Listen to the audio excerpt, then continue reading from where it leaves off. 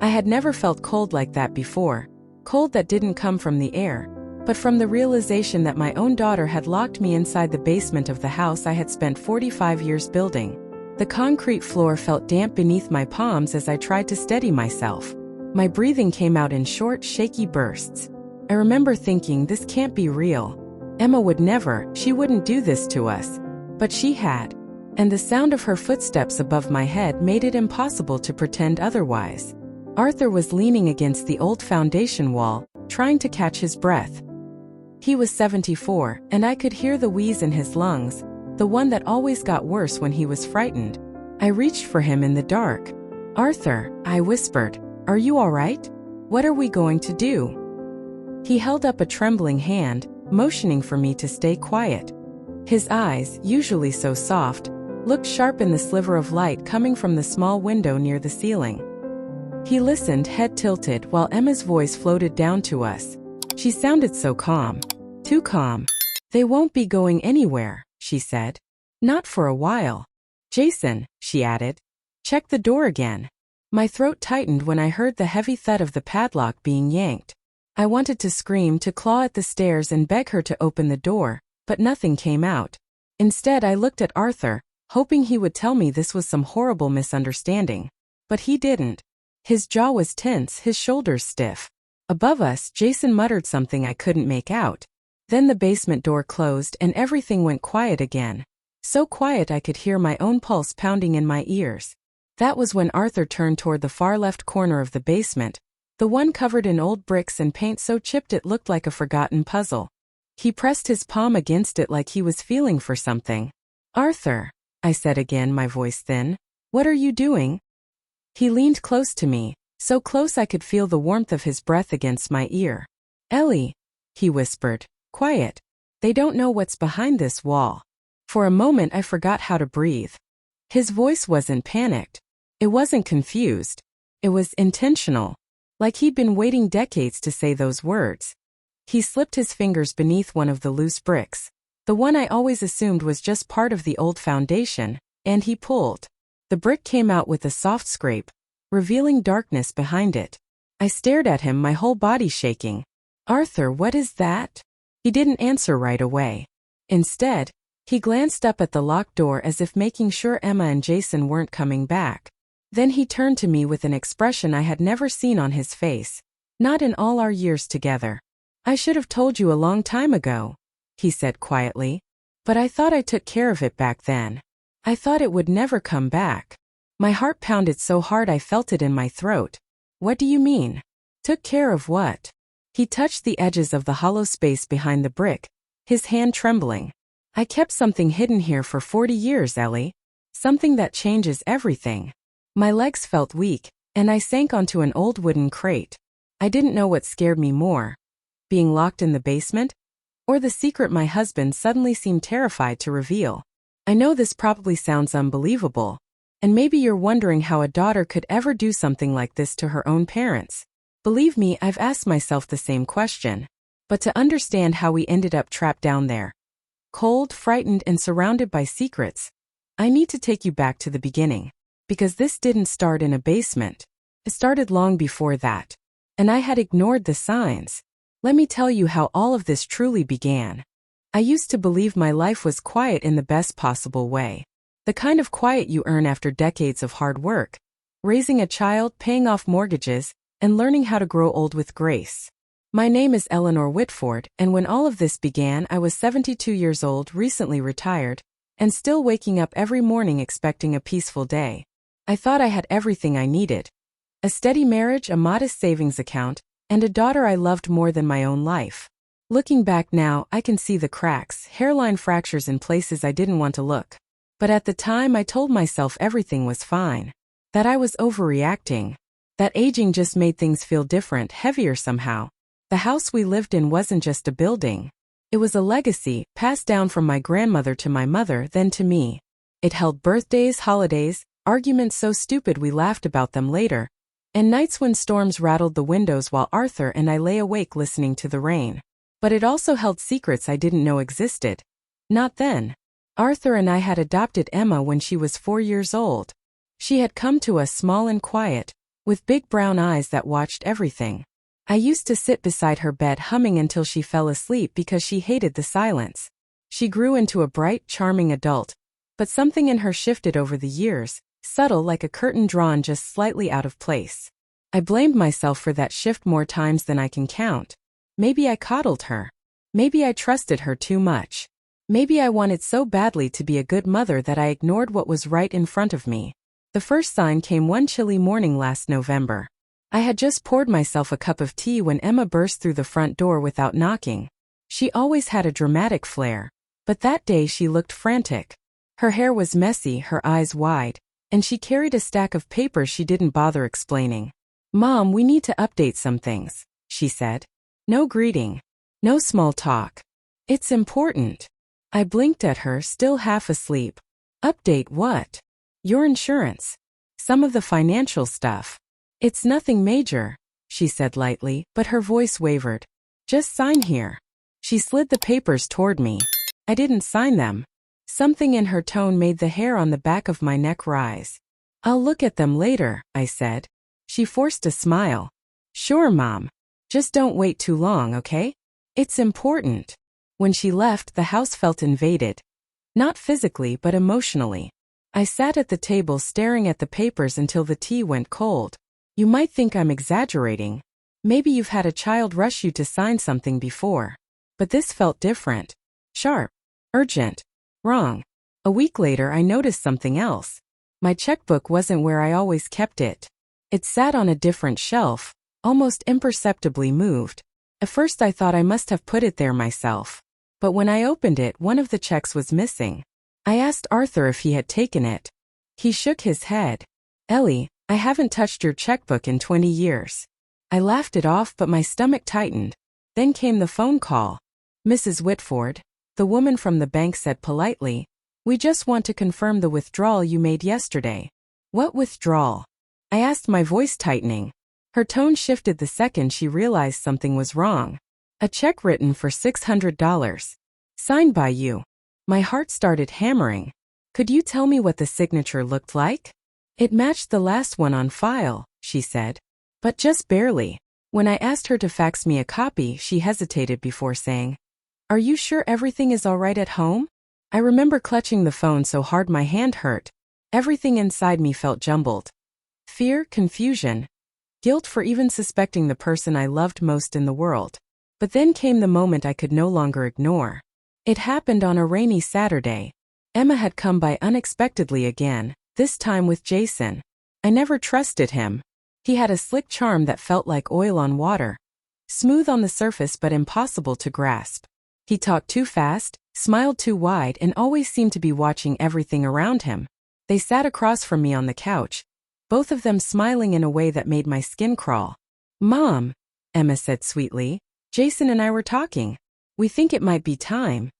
To make things easier on yourself." "Easier?" I repeated. "You're not getting any younger," Jason added with a laugh that didn't sound like one. "This house is big. Bills are complicated. You don't have to carry everything alone." "Are you suggesting I can't manage my own life?" I asked quietly. Emma's smile faltered. "That's not what we mean. We're just worried about you." There it was. That phrase. "We're worried about you." It sounded innocent, but the subtext was sharp enough to cut glass. When they left, I felt hollow, like air had been sucked out of the room. I sat on the couch long after the door closed, staring at the place where my daughter had been sitting. I wondered if she even realized how different she'd become. Or worse, if she did realize and simply didn't care. That night, I woke up around 2 in the morning with the strangest feeling I couldn't shake. A heaviness. A sense that something in my life had shifted without my permission. I padded downstairs in my slippers and went into the kitchen for water. That's when I saw it. The drawer under the microwave, the one where I kept important documents, was slightly open. Not enough to notice unless you were paying attention. But I noticed. Inside, the stack of property records was out of order. Pages flipped the wrong direction. Envelope unsealed. My hands began to tremble. Someone had been going through my financial papers. And I knew exactly who. Still, I tried so desperately to give her the benefit of the doubt. Maybe she had been looking for something else. Maybe she had been confused. Maybe I was imagining the worst. But the truth has a weight to it, heavy enough that no amount of denial can hold it back forever. My moment of decision came 3 days later. Emma stopped by again, this time without Jason, and she seemed strangely cheerful. She hugged me too tightly and kissed my cheek more times than usual. "Mom," she said with exaggerated gentleness, "have you been forgetting things lately?" The world slowed around me. "No," I answered carefully. "You sure?" she asked. "Because the other day you said we'd talked about something but we hadn't. And Jason said you were confused about the checkbook." Confused? That word echoed in my mind like a threat. My chest tightened. "Emma, why would you say that?" She shrugged, looking down at her nails. "I just want to make sure you're okay." She left soon after, but her words stayed with me all day, eating at me like acid. That evening, while Arthur was reading in bed, I sat at my desk with a notebook in front of me.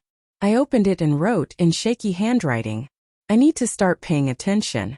The next line came easier. "Something is wrong with Emma." And then beneath it, "I have to find out what she's doing before it's too late." I didn't know then just how right I was. I had no idea I was about to uncover a betrayal so carefully planned it must have taken months, maybe years, to build. But that was the night I stopped pretending everything was fine. That was the moment I decided to investigate my own daughter. And I wish I could tell you that what I found made things better. But it didn't. It made everything worse. I woke up the next morning with that notebook still open on my desk, the words staring back at me like an accusation. "Something is wrong with Emma." Saying it to myself in writing felt like crossing a line I could never uncross. Mothers aren't supposed to suspect their children of anything like this. But something inside me had already shifted. A door had opened and I couldn't close it again. From that day forward, I started paying attention. Not the passive kind of attention you give when you're half watching TV, but the sharp, deliberate kind, like a woman walking alone at night listening for footsteps behind her. Every detail mattered. Every word, every gesture, every inconsistency. The first thing I checked was the stack of property documents that had been disturbed. I sat at the kitchen table for over an hour, sorting pages that should have been untouched. That's when I saw it. A photocopy of my signature on a form I had never seen before. It wasn't a complete document, just a page, but it was enough to set my pulse racing. The signature looked like mine, but stiff, off, almost like someone had traced it. I called the bank again, pretending to be confused about the withdrawal. "Could you remind me? When did I come in to sign that check?" I asked. "Oh, you didn't come in, ma'am," the woman answered. "It was deposited through mobile upload." My stomach dropped. Emma had been at my house the day before the withdrawal. I thanked the woman and hung up, feeling my hands tremble. My mind went to a dark place, one I didn't want to visit but couldn't avoid anymore. Could she really have done that? 2 days later, I overheard something by complete accident. Emma had stopped by just to check in. A phrase that was starting to make my skin crawl. And she brought Jason with her. I was in the backyard pruning roses when I heard their voices drifting from the open kitchen window. I froze. "Did she sign anything yet?" Jason asked. His voice was low and patient. "No," Emma snapped. "She's being difficult." "Difficult?" He gave a cold laugh. "Emma, she's 72. She doesn't need to make this harder." "I'm trying," she whispered. "But she's aware." That word sent a chill through me. Aware of what? Aware is what you say when you're talking about prey. Or targets. Jason sighed. "We don't have time for her to drag this out. The sooner we get everything transferred, the better." "Don't rush me," she hissed. "I have to make this look natural." I gripped the hedge clippers so tightly my knuckles whitened. I forced myself to keep breathing quietly, slowly. I didn't move until I heard them walk away from the window. When they finally left that afternoon, I stood in the kitchen staring at the place where they'd been talking. My mind raced with 1,000 questions. Transferred what? How long had they been planning something? What did they want? But deep down I knew. They wanted the house. My accounts. Everything. That night, while Arthur slept beside me, breathing softly, I lay awake staring at the ceiling. I felt betrayal like a weight on my chest, heavy and suffocating. But beneath that hurt, something else stirred. Determination. The next morning, I called someone I hadn't spoken to in a long time. My neighbor Marvin Blake, who used to be an attorney. He answered on the second ring. Eleanor? Everything all right? I'm not sure, I admitted. Can you come by? I think I need your help. He arrived within 10 minutes, still in his gardening clothes. The moment he saw my face, the concern in his eyes sharpened. What's going on? He asked gently. I sat him at the kitchen table and laid out everything. Every strange incident, every missing check, every unsettling conversation. I even showed him the photocopied signature. He examined it closely. Eleanor, this isn't your handwriting. I know, I whispered. This is a forgery. His voice dropped. And not a very good one. A cold shiver ran through me. Do you think Emma? I couldn't finish the sentence. He sighed. I don't want to jump to conclusions, but everything you've described sounds like a pattern. Financial exploitation of an elder. It's more common than you think. I felt like I was going to be sick. What do? I asked. Collect evidence, he said firmly. Quietly. Don't confront them yet. If you're right, they'll just adapt. And they may escalate. I nodded. His tone scared me more than anything Emma had done. That became the beginning of my investigation. A silent, careful excavation of every part of my life. I checked the mail every day before Emma could. I kept my important documents locked in Arthur's old toolbox in the basement. I started recording our conversations on a small recorder I hid inside my sweater pocket. First, I felt ashamed doing it. She was my daughter. I wasn't supposed to spy on her. But that shame quickly turned into something else after what happened next. It was a Thursday afternoon when Emma showed up unexpectedly again. Arthur was outside fixing a loose shutter, and I was sorting laundry in the hallway.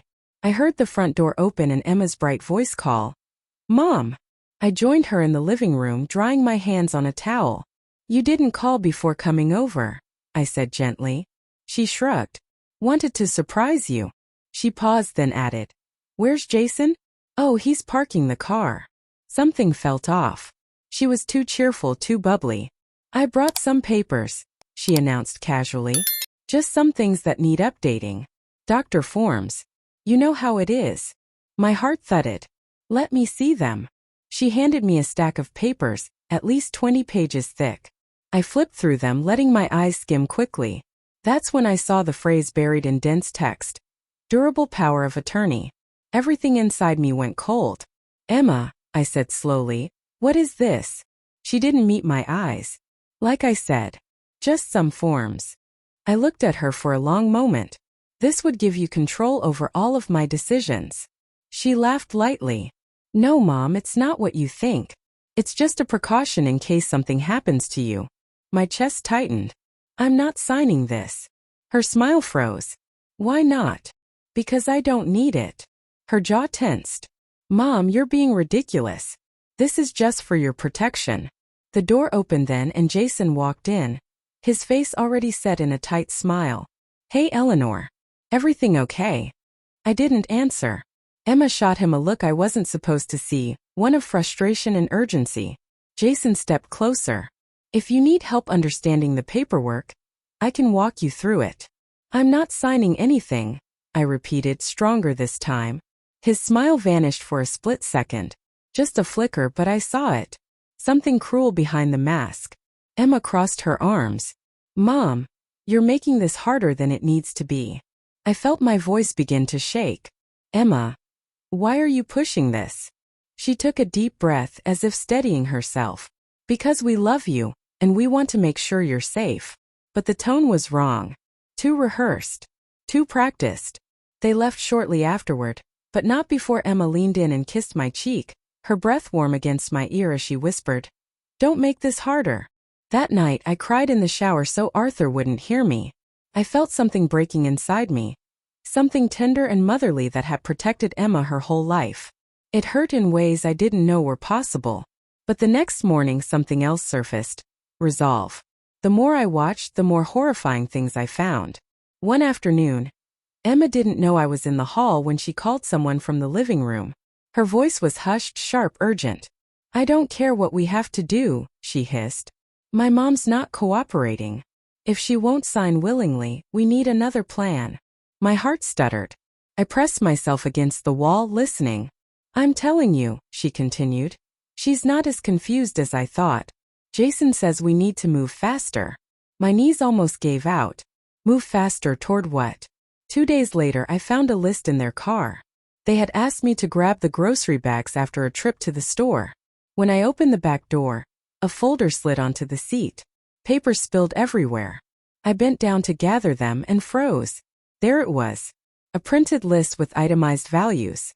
Mahogany dining table, $1,200. Antique china set, $450. Pearl necklace, $2,000. Grandfather clock, $900. Master bedroom furniture, $1,800. They had priced my life, my memories, the things I kept from my mother and her mother before her. But the worst part wasn't the valuations. At the bottom of the page, handwritten in Emma's delicate cursive, were the words, "Everything must be cleared within 30 days of final transfer." My breath hitched. I clutched the paper so tightly it crumpled in my hands. My heart pounded in my ears and I felt nauseous. Final transfer of what? Of the house? Of my assets? Of me? I stuffed the list back into the folder before anyone could see me and hurried inside with the groceries, trying to calm my shaking hands. That night, I sat at the kitchen table long after midnight, staring at the itemized list. The moonlight spilled through the window, casting pale silver shapes across the room. Everything looked ghostly, fragile, breakable. I whispered to myself, "They're going to take everything." The next morning, I finally told Arthur. He listened silently, his brows furrowed in a way I hadn't seen since his factory days, when he would come home after learning a coworker had been hurt by faulty equipment. "Ellie," he said softly, "they can't do that to us." "But they're trying," I whispered. "They're trying to take the house. Our money. Everything." He shook his head slowly, and something inside him hardened. "We won't let them." It was the first time I realized Arthur knew more than he was saying. There was a depth in his eyes that made me pause. A flicker of something I didn't understand yet. He placed his hand over mine. "Let me handle some of this," he said gently. "What do you mean?" I asked. He hesitated. "Just trust me, Ellie." I didn't know what he meant at the time. Not truly. I had no idea there was a secret behind the basement wall. A secret he'd kept for 40 years. All I knew was that we were standing on the edge of something dark and dangerous, and Emma was pushing us toward it faster than we could react. The escalation didn't stop there. Emma and Jason grew bolder every day, checking in unannounced, rifling through drawers when they thought I wasn't looking, whispering near doorways, asking about my medications, suggesting I see a neurologist just to be safe. One morning I caught Jason in the garage going through Arthur's tools. "What are you doing?" I asked. He straightened too quickly. "Just looking for a wrench. Wanted to fix the loose shutter." But the wrench wasn't in his hand. A set of keys to Arthur's locked file cabinet was. I didn't confront him. I simply watched him walk away, pretending everything was fine. Marvin had warned me, "Don't tip your hand until you're ready." The truth is, by then I was living in a constant state of quiet fear. Fear of being watched. Fear of being manipulated. Fear of trusting the wrong people. But beneath that fear, a quiet anger was growing. Slow, steady, hot. I began taking photos of documents with my phone, recording conversations, keeping a second notebook hidden inside the pantry behind the canned peaches. I was building my own case, even if I didn't know exactly what I'd do with it yet. And still, even then, I had no idea how far Emma and Jason were willing to go. Because everything they'd done up to that point, every lie, every forged signature, every manipulation was only the beginning. What they were planning next would change everything. And it would lead directly to the night they locked us in the basement. But to understand what happened next, you need to know how I discovered the full scope of their scheme. And how close they came to succeeding. From the moment I found that list of itemized belongings in Emma's car, something inside me snapped.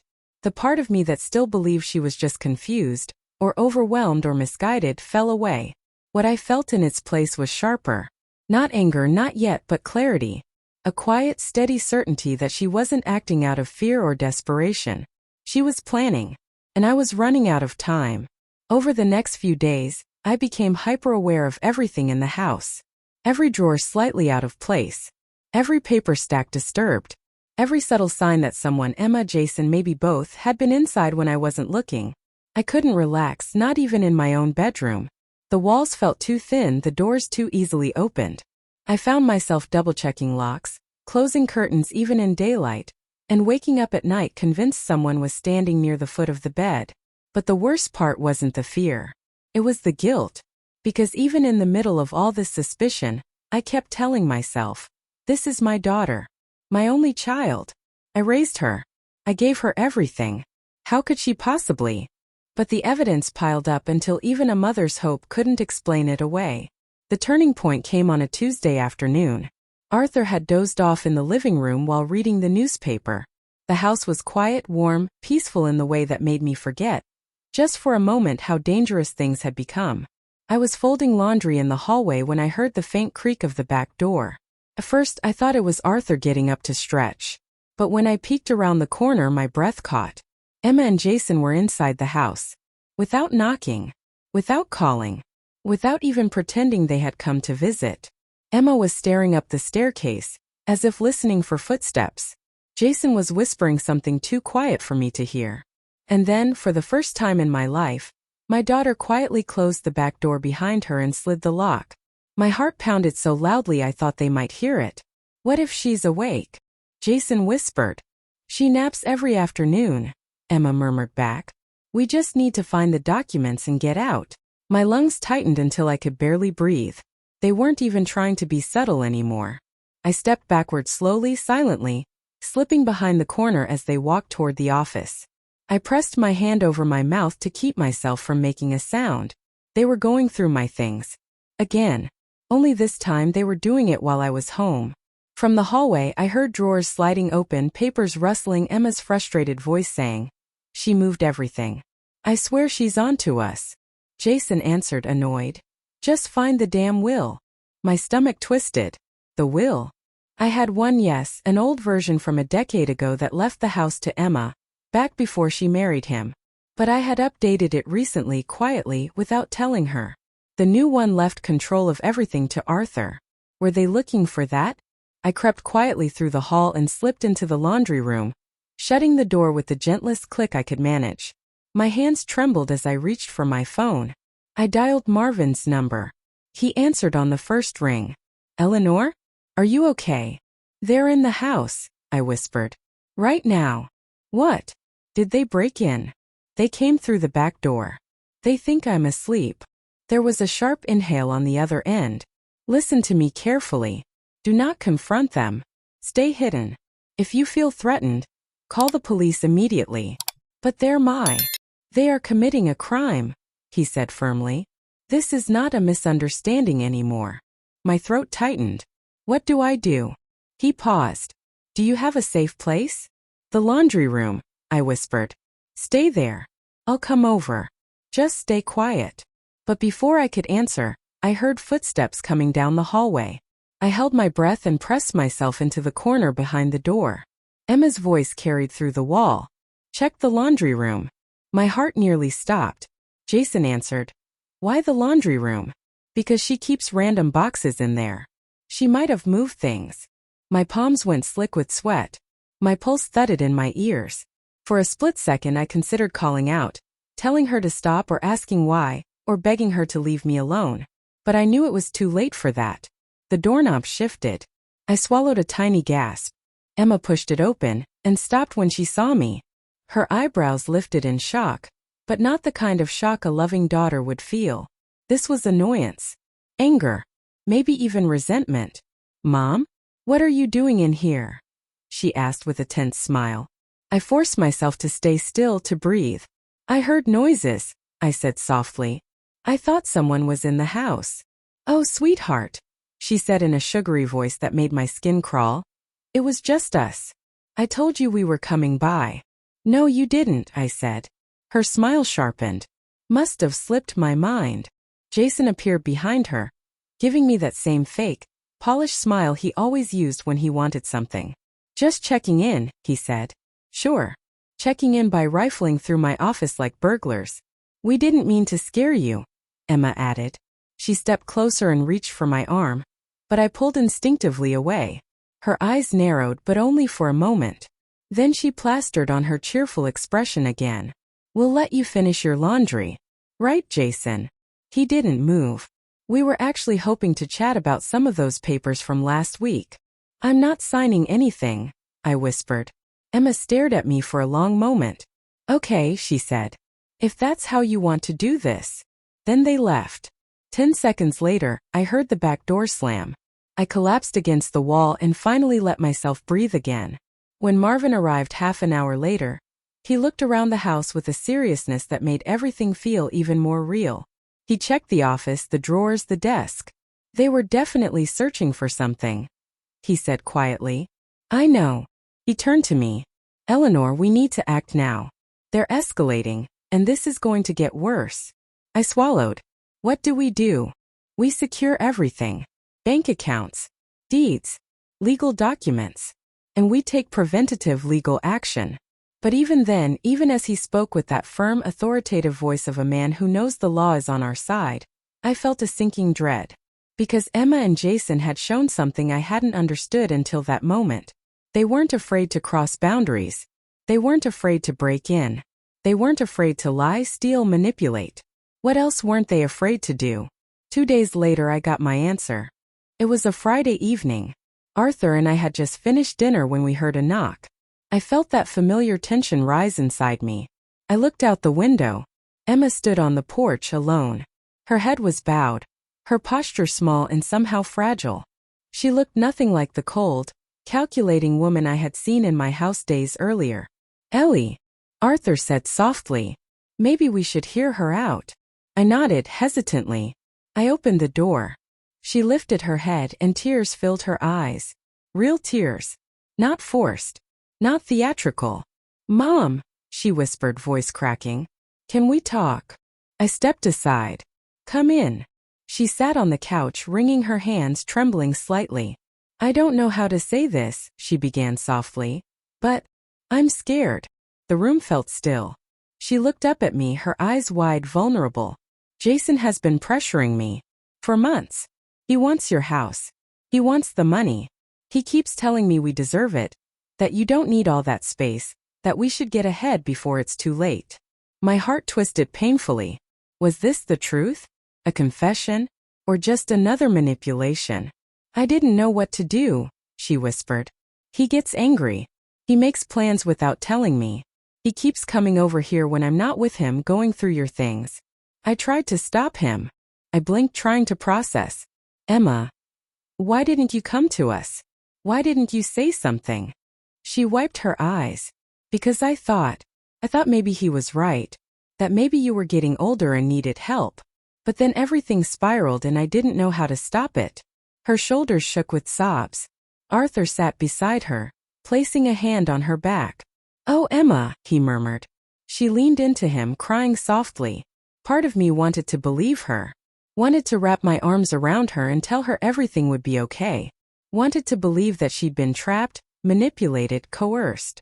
But another part remembered the list in her handwriting. The whispered conversations. The forged signature. Her tears looked real. But tears can lie. "I'm so sorry," she said, looking at me with red, swollen eyes. "Please, can you forgive me?" I didn't answer. I couldn't. She stayed another 15 minutes, describing how Jason lost his temper. How he had planned things she didn't fully understand. How she felt trapped between him and us. She painted herself as the frightened middle ground. The victim. When she left, she hugged me tightly, whispering, "Thank you for listening. I love you, Mom." I watched her walk down the front steps, her figure small in the fading daylight. And I felt a war waging inside me. Arthur closed the door and turned to me. "What do you think?" he asked softly. "I don't know," I whispered. "I don't know what to believe anymore." He nodded slowly. "Neither do I." But that night something didn't sit right. Something about her story was too neat. Too perfect. Too convenient. So the next morning after Arthur left to run errands, I made a decision that would change everything. I followed her. She had mentioned going to the grocery store that day.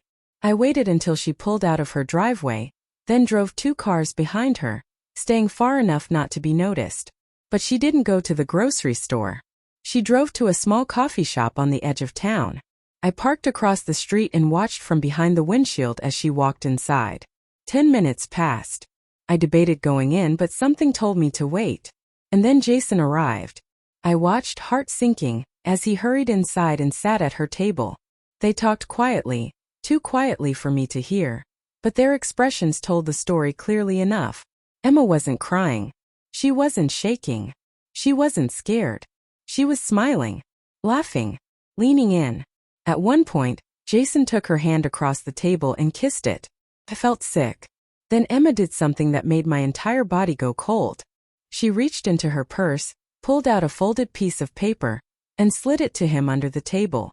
He glanced at it, nodded, and tucked it into his coat pocket. I didn't need to see it.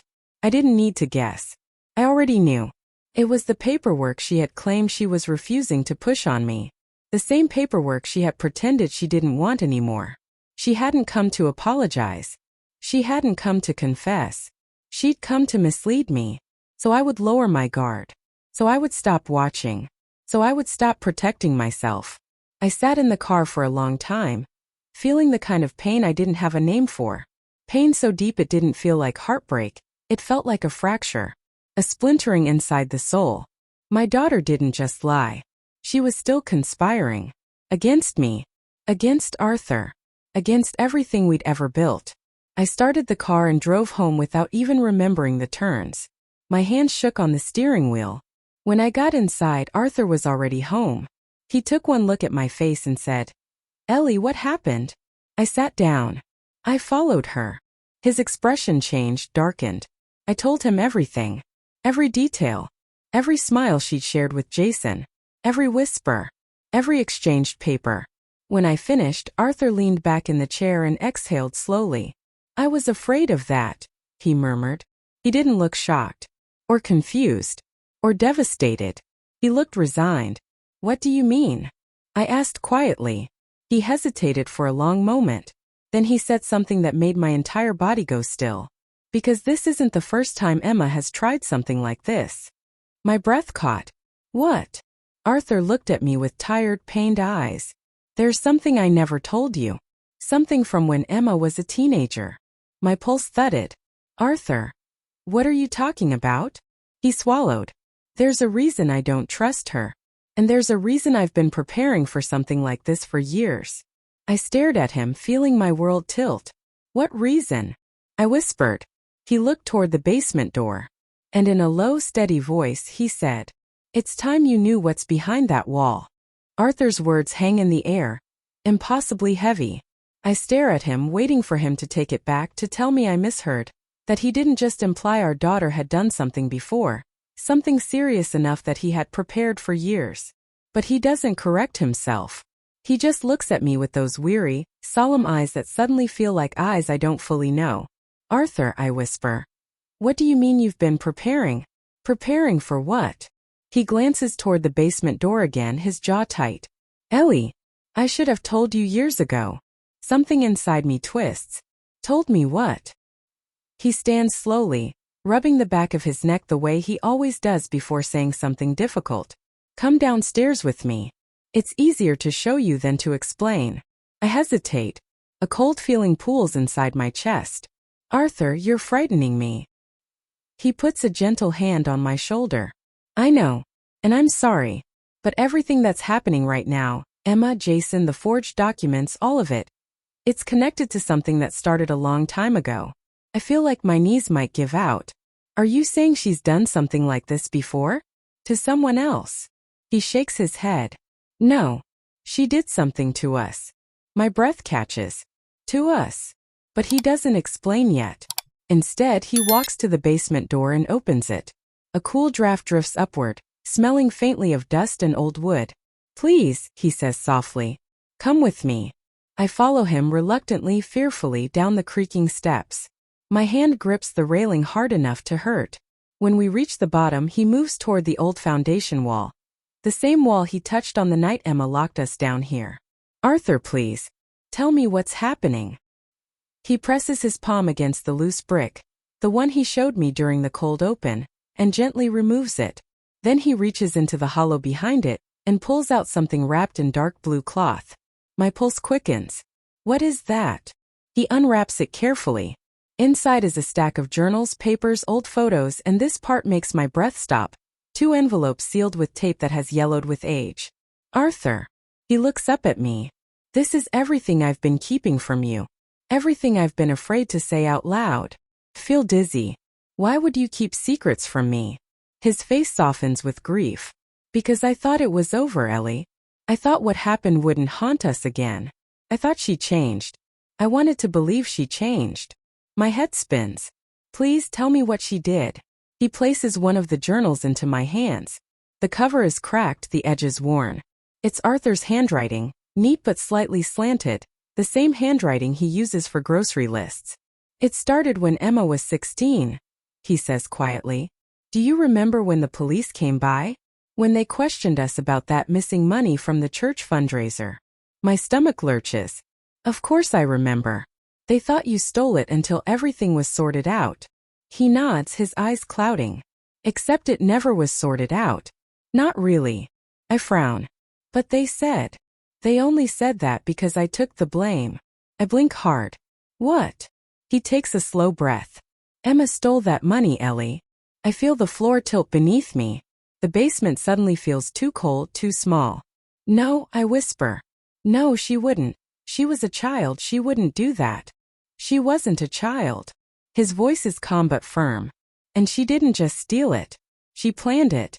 She forged my signature. She lied to the police. And when I confronted her, he stops, swallowing hard. I feel my knees start to tremble. When you confronted her, what, Arthur? He looks away, ashamed. She told me she would ruin us if I told you. That she'd say I threatened her. That she'd say I hit her. My hand flies to my mouth. Arthur. I didn't want you to see her like that, he murmurs.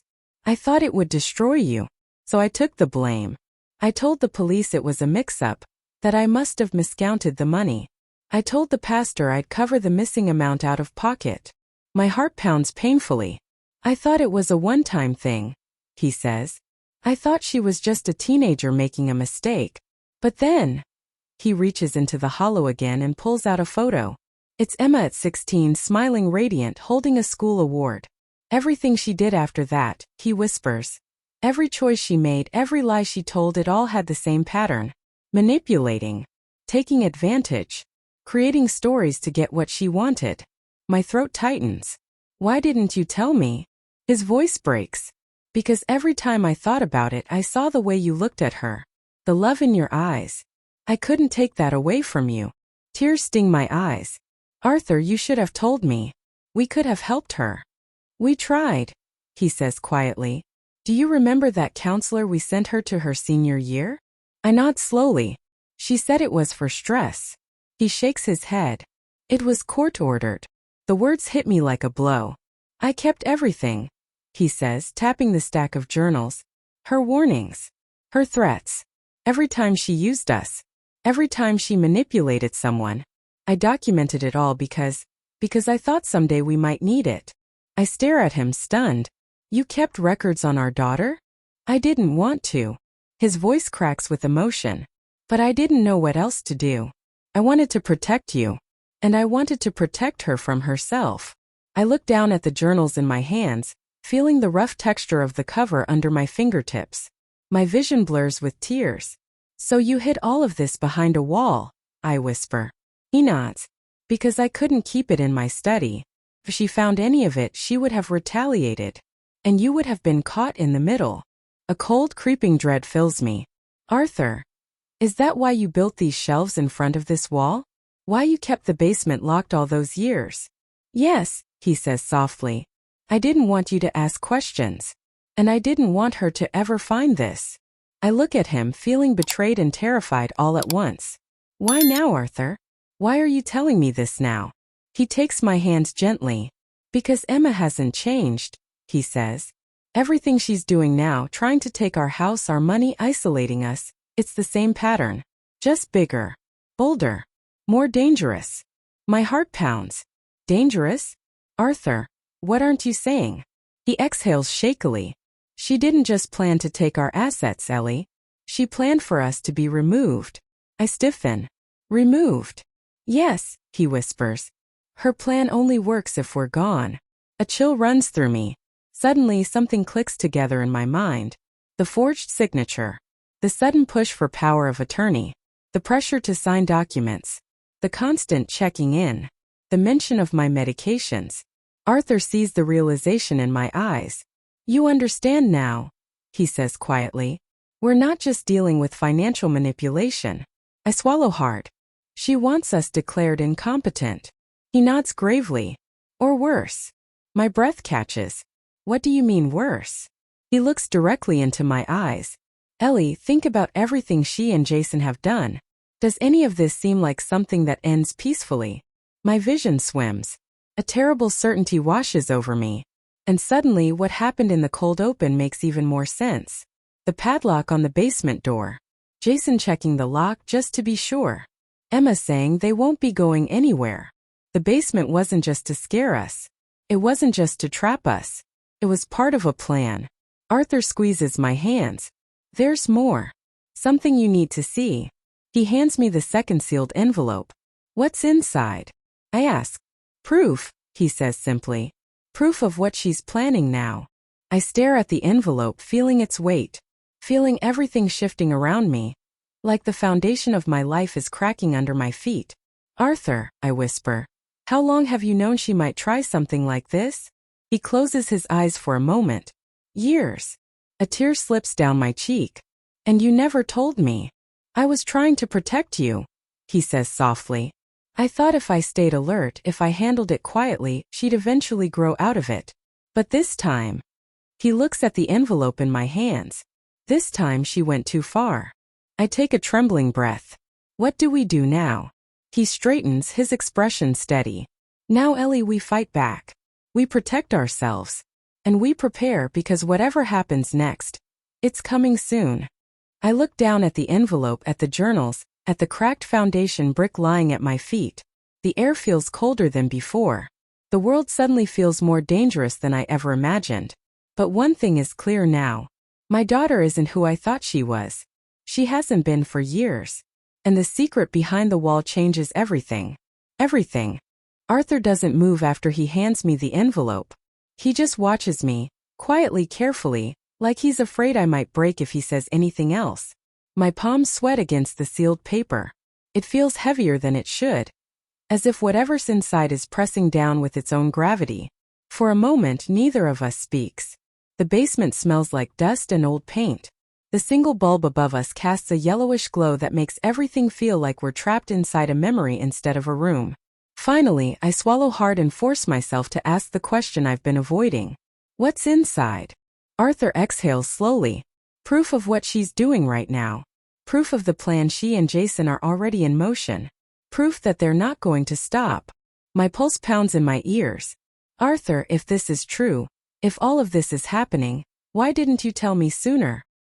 He rubs his face with both hands, exhausted. Because I knew the moment I told you, we'd be at the point of no return. Once you know the truth, Ellie, you can't pretend anymore. You can't forgive or overlook or hope she'll change. His voice cracks. And I didn't want to take that hope from you. My throat tightens painfully. I deserve to know, I whisper. She's our daughter. He looks at me with something like grief. She stopped being your daughter the moment she decided to hurt us. Silence stretches between us like a rope pulled too tight. Finally, with trembling fingers, I break the old tape and open the envelope. Inside are printed emails, bank account screenshots, copies of messages between Emma and Jason, and at the bottom, a typed letter with a legal header so cold it makes my stomach turn.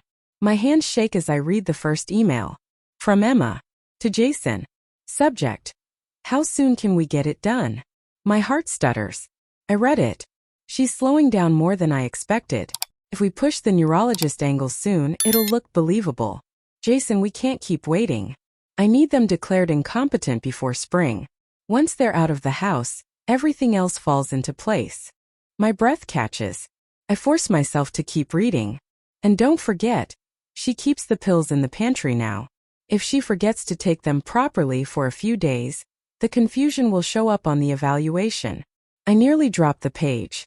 Arthur puts a hand on my back. Ellie. I shake my head, tears burning behind my eyes. She wanted the neurologist to think I was confused, to think I couldn't make decisions. She planned it out, step by step. There's another message. From Jason. To Emma. Subject. Re. How soon can we get it done? Your dad is the bigger obstacle. He's too aware. Too alert. If he fights the evaluation, it'll make this harder. I don't want any surprises. We need to isolate them both. My stomach turns. Another message follows, shorter, crueler. They won't be able to argue from the basement. I feel the blood drain from my face. Arthur gently takes the papers from my shaking hands and sets them on the workbench. It gets worse, he warns softly. I'm not sure I can handle worse, but I nod. He hands me a different sheet, this one a screenshot of a text message between Emma and a number I don't recognize. Once they're downstairs, we change the locks and start clearing the house. Jason says we can list the antiques right away. My chest tightens painfully. My daughter, my own daughter, is discussing trapping us as casually as planning a weekend trip. Another. As soon as the doctor signs incompetence, we can put the house up for sale. We'll split the proceeds like we agreed. Split the proceeds. Of our home. Of my mother's home. Of my grandmother's home. My hands begin to tremble uncontrollably. The room tilts. Arthur steadies me, guiding me to sit on one of the old crates. I press a hand to my forehead. She was going to put us away somewhere. Some home. Somewhere we couldn't fight back. Arthur nods. Or worse, I whisper. We don't know, he says gently. But we know enough. I stare at him, shocked by how calm he looks compared to how shattered I feel. When did you find these? 2 weeks ago, he says. I installed monitoring on your email account after I noticed one of her devices logged in. Then I checked hers. He pauses. And I found all this. Why didn't you show me? I ask, but my voice is barely audible. Because I needed time to plan. To get everything ready. And because I thought we had more of it. I didn't expect her to move so fast. But she did, I whisper. She always does. Arthur nods. I wipe my face, trying to clear my head. So what now? I ask. What do we do? Arthur looks at me with a seriousness I've never seen in him. Now we counterattack. The word sounds foreign in our basement, like something from a movie, not from the lives of two 70-year-olds who should be gardening and reading novels and eating blueberry pancakes on Sundays. But here we are. What does that even mean? I whisper. Arthur sits across from me on an overturned bucket. It means we're not waiting for her to make the next move. It means we take our evidence to someone who can help us. It means we make it impossible for her to carry out her plan. And it means we prepare, emotionally and physically, for whatever she does next. I swallow hard. Arthur, this is our daughter. His expression hardens. She's not acting like one. He reaches into the hollow behind the wall again and pulls out a small black device. A flash drive. What's that? Everything, he says. Every message, every forged document, every call she made, every email she wrote, every bank login she tried. Everything I've collected over the years. And everything from the last few weeks. Arthur, I breathe. There's more. He retrieves a small spiral notebook filled with cramped handwriting. This is a log of the last month. Every time she showed up unannounced. Every time she went through drawers. Every time she lied. Every time she tried to get you alone. I stare at the notebooks, the envelopes, the stack of papers. She was planning something long-term. Yes. And now she's close. Closer than you think, he says. He stands suddenly, as if a thought has struck him. We need to talk to Marvin. Now. Now. I whisper. Yes. He grabs his jacket from the hook near the stairs. If we wait, she'll get ahead of us. I rise slowly. My legs feel unsteady, but I force myself to follow him up the stairs. When we reach the kitchen, the afternoon light feels almost too bright, too normal. Like the world doesn't know it's collapsing around us. Arthur picks up the phone and dials Marvin's number. His voice is low and urgent as he speaks. Marvin, it's Arthur. We need you to come over. Tonight. A pause. No, it can't wait. I try to organize the papers on the table, but my hands won't stop shaking. When Arthur hangs up, he turns to me. He'll be here within the hour. I nod though my mind is spinning. Arthur, what if she comes by again? We're locking the doors, he says. We always lock the doors, I answer. She has keys. He pauses. Then we're changing the locks. I stare at him. Now. Yes, he says firmly. Right now. We work together slowly but determinedly to remove the old lock on the back door. Arthur replaces it with the new one we purchased months ago but never installed. My hands still tremble, but the act of doing anything gives me a small sense of control. When it's done, Arthur tests it twice. He secures the front lock next. When he finishes, he says softly, "Okay, she can't walk in anymore." But I'm not so sure. A woman who can commit fraud, forge documents, plan confinement, manipulate professionals, and gaslight her own mother won't be deterred by a new lock. I don't say that aloud. Instead, I say, we need to hide the evidence. Arthur nods. Already planned. He opens the bottom drawer of the credenza, a false bottom he installed years ago and never told me about. He places the journals inside the flash drive, the envelopes, the emails.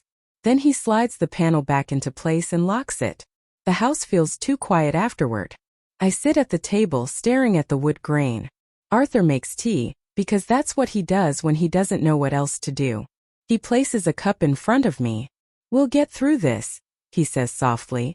I nod, but something in me doesn't fully believe it. Marvin arrives as the sun begins to set. His expression tight the moment he sees us. What's going on? He asks, stepping inside. Arthur closes the door immediately. We found proof, I say quietly. Proof of everything she's planning. Marvin sits at the table as Arthur retrieves the evidence. When he begins reading the printed emails, his face goes pale. This is substantial, he says. Is it enough? I ask. He hesitates. Enough to take to the police? Yes. Enough to protect yourselves? Maybe. Enough to stop her entirely? That depends. On what? Arthur asks. On how far she's willing to go. My stomach clenches. She's already gone far. Marvin pinches the bridge of his nose. Eleanor, what she's planning isn't just fraud. It's elder coercion, conspiracy, possibly unlawful imprisonment, depending on how far she intended to take this. And if those messages about the basement aren't exaggeration, then we have something far darker. I swallow hard. What do we do? Marvin leans forward, voice firm. You follow 3 steps. Tonight. Not tomorrow. Arthur nods. First, Marvin continues, you need to secure your finances. Freeze accounts. Notify your banks. Make it impossible for her to access anything. Arthur grabs his notebook. Okay. Second, Marvin says, you need to create a documented statement, each of you, detailing everything that's happened. Dates, times, threats, incidents. I've already done most of that, Arthur says quietly. Good, Marvin replies. Then Eleanor needs to do hers. I nod numbly. And third, Marvin says, eyes sharp, you need to tell someone outside your circle. Third party. A doctor, a social worker, the police, someone who can corroborate your awareness and competence. I breathe out slowly. All right. We can do that. And lastly, he adds, you stay together. At all times. Don't let her isolate you. Don't let her get you alone. She can't execute anything if you're prepared. Arthur glances at me. Are you ready? I nod. But the truth is, I'm terrified. The next hours blur. I write my statement. Arthur freezes accounts. Marvin helps us draft a notarized document declaring our full mental competence. He even films a short video of me answering basic orientation questions, date, time, place, address, in case Emma tries to claim confusion. By the time Marvin leaves, it's dark outside. The house feels different now, fortified in a way, but also fragile. Like we're preparing for a storm we can't predict. Arthur locks the doors. I close the curtains. We sit on the couch, exhausted but unable to sleep. Then at 10:17 p.m. the doorbell rings. I jump. Arthur stiffens. We look at each other, silent, scared, certain. There is only one person who would come at this hour. The bell rings again, longer this time. Arthur stands. Stay here, he says softly. Arthur.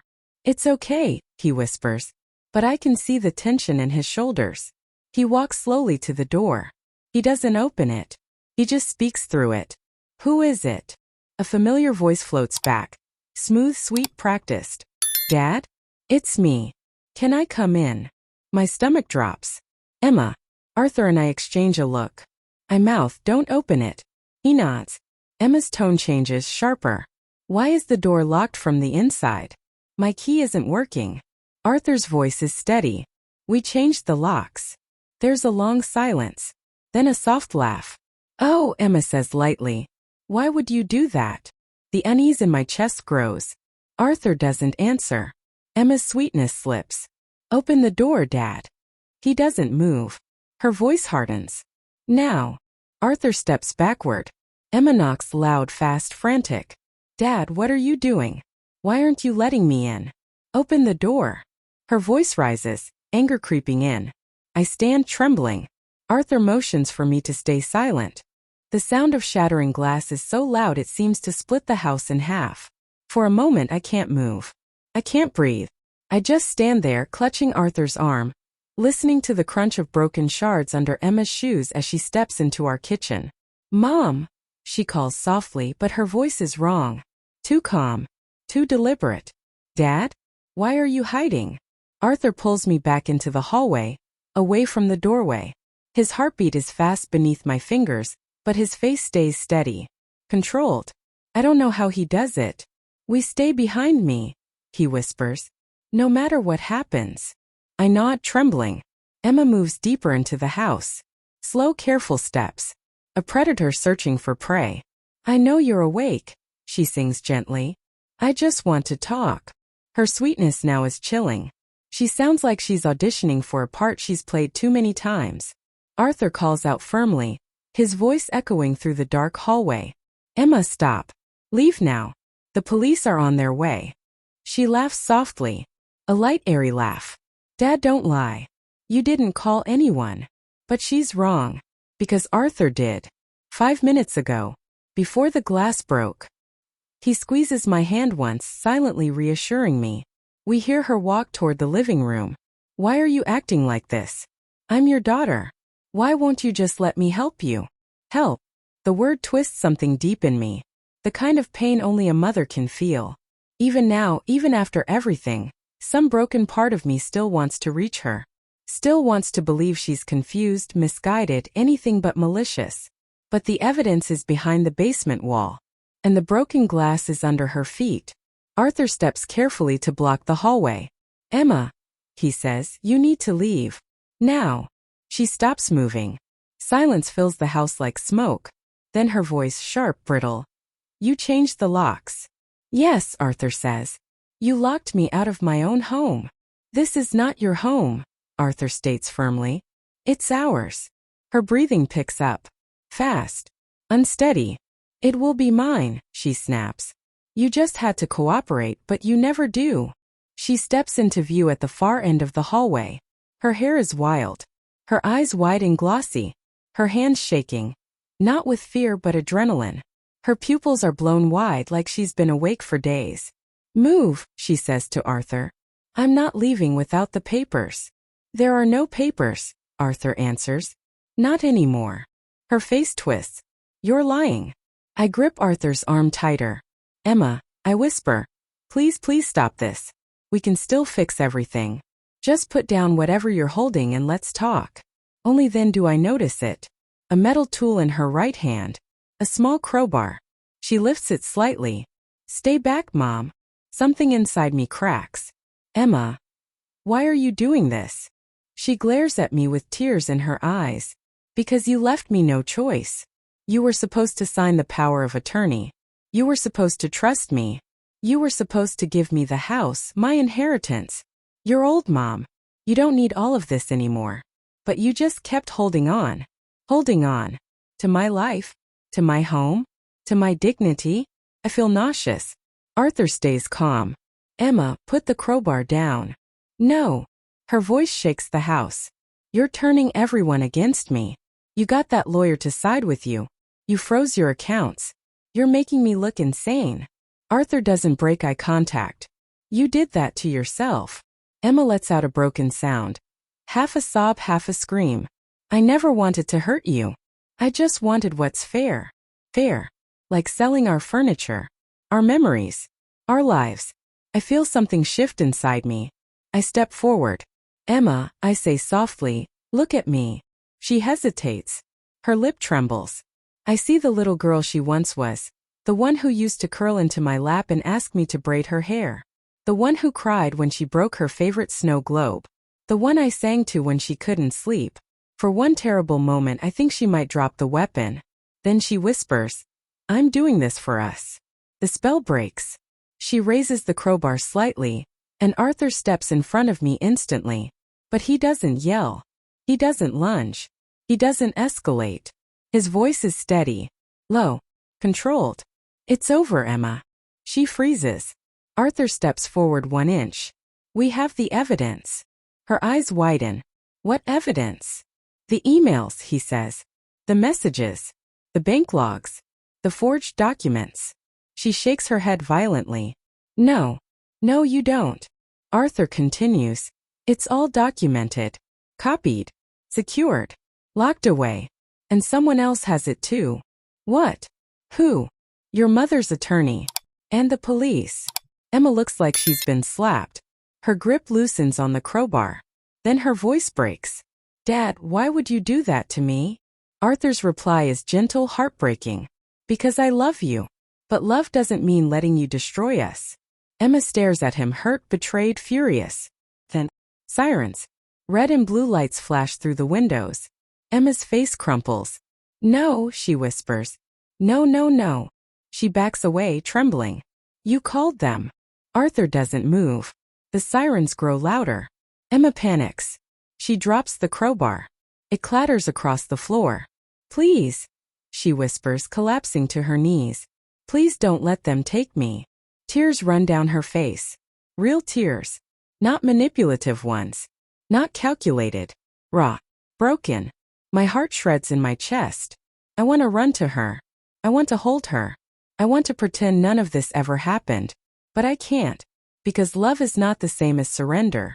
Love is not the same as blindness. Love is not allowing your child to destroy herself, and you with her. The police knock loudly. Arthur opens the door. Emma sobs as they enter. Mom! She screams. Mom, please. I cover my mouth and cry silently. 2 officers approach her carefully. They speak gently but firmly. She doesn't struggle. She just keeps crying as they guide her to her feet. Mom! She screams again. Please. Don't let them do this. I can't speak. Not a single word comes out. One of the officers glances at me with sympathy as they lead her out. Arthur wraps his arms around me as her cries fade into the night. When the door closes, I crumble. He holds me tightly while my entire world breaks open. 2 hours later, the house is quiet again. Officers came. Statements were given. Photos were taken. Evidence collected. Protective orders placed. Emma was taken for psychiatric and legal evaluation. Jason was picked up at his apartment 3 towns over. The house feels empty now. Not safer. Not quieter. Just empty. Arthur sits beside me on the couch, holding my hand. She's not gone forever, he says gently. This is a beginning, not an end. I nod, though my heart feels cracked in places I didn't know could break. What if she never forgives us? I whisper. Arthur sighs. We didn't choose this, Ellie. She did. We sit quietly for a long time. In the faint morning light, I look at Arthur, my husband of 45 years, and realize the truth. He saved us. Because he saw the danger before I could. Because he protected me even when it broke his own heart. Because he faced our daughter's darkness so I wouldn't have to face it alone. I lean my head on his shoulder. He kisses the top of my hair. We're safe now, he murmurs. And for the first time in months I believe him. Not because the fight is over, but because we survived. Together. She pounds on the door again. Mom? Mom, are you there? Why aren't you answering me? Her tone oscillates wildly, from pleading to furious to sugary sweet. It's the same tone I used to hear during her teenage lies, but sharper. More dangerous. Mom, she sing-songs. I just want to talk. Then quietly, barely audible. Let me in. Arthur shakes his head. Emma exhales sharply, like a frustrated child denied a toy. Finally, we hear her footsteps retreat. The driveway gravel crunches. A car door slams. The engine starts. The car drives away. We stand there for a long moment, breathing slowly, listening to the silence left behind. Arthur turns to me. It's starting. I swallow hard. She knows we're onto her. He nods grimly. And she won't stop now. I glance toward the basement stairs. Toward the hollow behind the wall. Toward the evidence we've hidden. The entire house feels like a battlefield waiting for the first strike. Arthur takes my hand gently. We stick together. We stay alert. We don't open the door for anyone unless we know who they are. I nod. But I know it's only a matter of time before Emma makes her next move. She's cornered now. And cornered people don't back down. They lash out. For the next 2 days we hardly sleep. Every creak in the house feels threatening. Every shadow outside the window looks like someone watching. Arthur stays close to me at all times. I barely shower without him standing right outside the door. We call the police, reporting unauthorized attempts to access our home. They take notes. They promise patrol cars. They warn us to be cautious. But I can tell they don't fully understand the danger. Not yet. On the 3rd day, things escalate. Fast. It begins with the phone ringing 6 times in 1 hour. Unknown numbers, hang-ups, voicemails full of silence. Then we get a visit from Adult Protective Services. Yes, the woman says politely. We received an anonymous report claiming that Eleanor may be showing signs of confusion and that Arthur may be controlling her access to medical care. My blood runs cold. Arthur answers firmly. That is not true. And we expected this. We show her Marvin's notarized documents. My statement. My recorded video. Proof of everything. The woman looks startled but sympathetic. This is serious, she says quietly. Who would file something like this? Arthur answers without hesitation. Our daughter. The woman's eyes soften with sadness. I'm so sorry. She promises to put a note in the file. To mark the report as retaliatory. To stay in touch. But the damage is done. Emma is accelerating. She's moving fast now, desperate. And desperate is dangerous. The next night is when it happens. The moment that pushes everything into the final confrontation. It's 1:43 a.m. The house is dark. Arthur and I are asleep when a sound jolts me awake. Not a knock. A click. The unmistakable sound of a lock being tested. I sit up, heart pounding violently. Arthur. He's already awake. We both freeze. Another click. And then, the doorknob turns. Slowly. Quietly. I gasp and cover my mouth. Arthur stands silent and rigid. We hear breathing on the other side of the door. Then a whisper. Mom. Emma. My hand trembles uncontrollably. She tries the knob again, harder this time. When it doesn't open, she whispers harshly. Damn it. Arthur grabs my hand. We step back. The metal of the lock rattles as she tries something, maybe a tool. She's trying to break in. At 1:43 in the morning. My heart slams against my ribs. Arthur. I whisper, barely audible. What do we do? His voice is steady, low. We call the police. He reaches for his phone. But at that exact moment, the back door shatters. Glass rains across the floor. Emma's footsteps enter our home. I scream. Arthur pulls me behind him. And everything, every secret, every lie, every fear, comes crashing into this moment. She's inside. She's here. And she's not leaving without what she wants.